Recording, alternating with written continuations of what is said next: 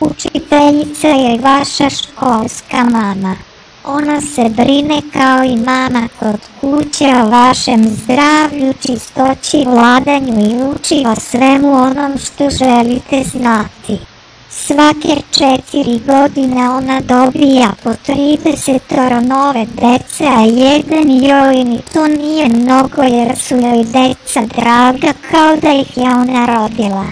Prvih dana u školi kada se zaželite mame i bake i kada se rasplačete, učiteljica vam ispriča lepu priču i kao čarobnjak pretvori vašu čežnju za kućom u radost što se nalazite u školi.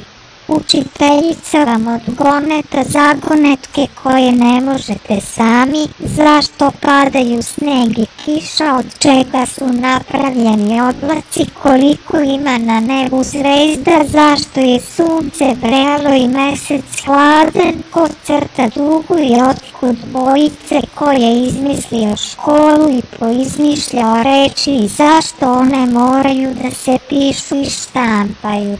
Zašto vam je razgovaranje sa učiteljicom prijatno? Zato volite nju i sve što ona voli, čini vam se kad nju zaboli glava da je i vas zabolela. Kad ona pogleda kroz prozor i vi pogledate. Kada se ona nasmeši i vi se svi nasmejete. Kad zajedno sa vama otpeva kakvu školsku veselu pesmu, vi je odmah naučite. Bravo! Bravo! Bravo!